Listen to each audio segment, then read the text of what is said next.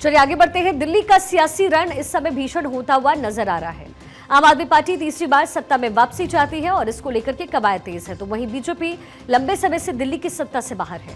ऐसे में केजरीवाल के सामने चुनौती बहुत बड़ी है, क्योंकि बीजेपी ने दिल्ली में पूरी ताकत अपनी समय झोंक रखी है।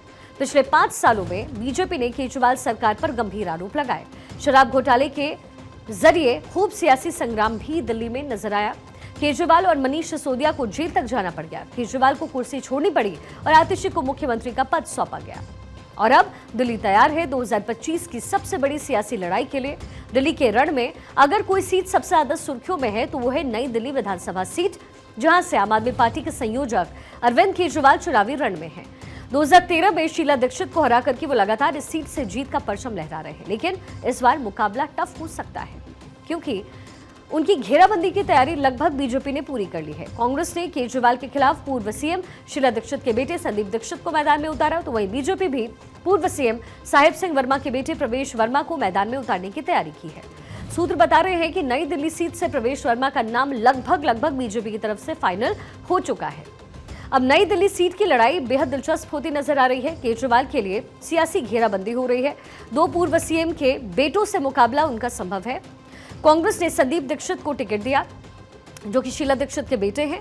बीजेपी ने भी बनाया है कुछ ऐसा ही प्लान। सूत्रों के हवाले से यह खबर है, प्रवेश वर्मा हो सकते हैं बीजेपी के उम्मीदवार। प्रवेश वर्मा का नाम लगभग इस सीट पर तय है। साहिब सिंह वर्मा के बेटे हैं प्रवेश वर्मा, और वो केजरीवाल के सामने चुनावी रण में खड़े हुए नजर आ सकते हैं। इसी बीच प्रवेश वर्मा ने भी केजरीवाल को चुनौती देने की इच्छा जाहिर की है। उन्होंने कहा है कि मैं नई दिल्ली से केजरीवाल के खिलाफ चुनाव लड़ने को तैयार हूं, क्योंकि केजरीवाल ने दिल्ली के लिए कुछ भी नहीं किया। हालांकि उनका टिकट लगभग तय माना जा रहा है, मगर पार्टी की तरफ से अभी कोई लिस्ट जारी नहीं हुई है और इस बार दिल्ली की सियासी लड़ाई बेहद दिलचस्प होने जा रही है। मुकाबला होना है त्रिकोणीय।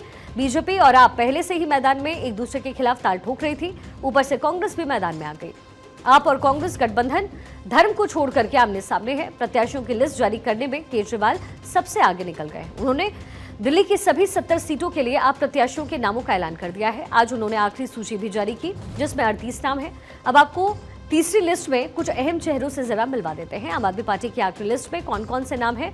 अरविंद केजरीवाल नई दिल्ली से चुनावी मैदान में, आतिशी कालकाजी से चुनाव लड़ती हुई, सौरभ भारद्वाज ग्रेटर कैलाश से, गोपाल राय बाबरपुर से, सत्येंद्र जैन शकूर बस्ती से, संजीव झा बुराड़ी से, दुर्गेश पाठक राजेंद्र नगर से, रमेश पहलवान कस्तूरबा नगर से। ये कुछ अहम चेहरे जो इस बार फिर से दिल्ली की चुनावी रण में नजर आएंगे। वहीं आम आदमी पार्टी की आखिरी लिस्ट में एक नाम अहम है, रमेश पहलवान, जिन्होंने 7 साल बाद केजरीवाल कैंप में वापसी की। उन्हें कस्तूरबा नगर से टिकट दिया गया है और उनकी पत्नी कुसुम लता ने भी आम आदमी पार्टी का दामन फिर से थामा है।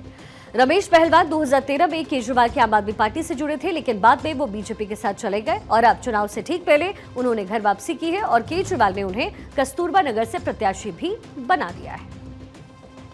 2012 नवंबर में हमारी पार्टी बनी थी और 2013 में रमेश पहलवान जी आम आदमी पार्टी में शामिल हुए थे।